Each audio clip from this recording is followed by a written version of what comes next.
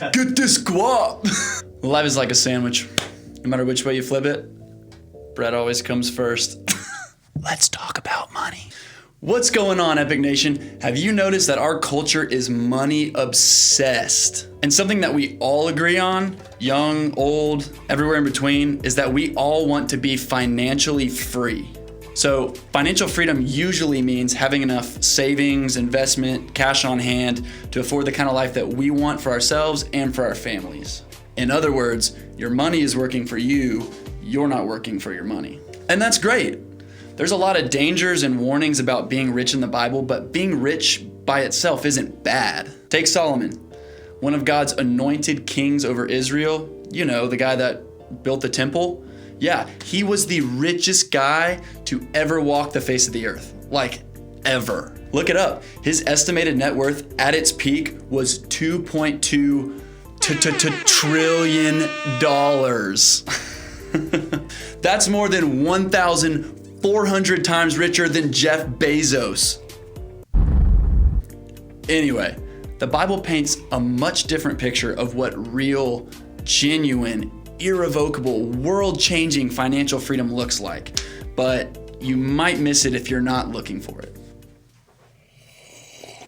It's cold.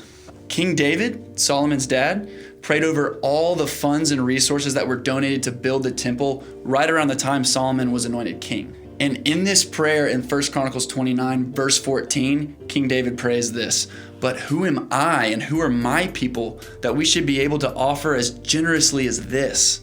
For all things come from you, and from your hand we have given you." And then 2 verses later, he says, "All this abundance that we have provided to build you a house for your holy name, it's from your hand, and all is yours." Do you catch that?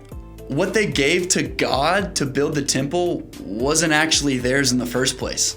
It was God's. True financial freedom comes from the deep, heart-level understanding that God owns it all. Think about that for a second. Every dollar in your wallet, bank account, Venmo isn't actually yours. That's just the exact amount of money God has decided to entrust you with at this specific moment in time. And here is why understanding that your money isn't actually your money, it's God's money, is the starting point for true financial freedom. You ready?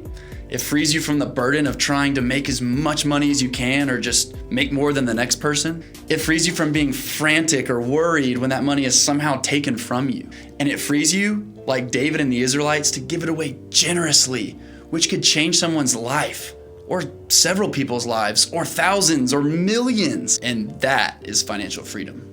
Chew on that for a little bit. I like that. Work here's done.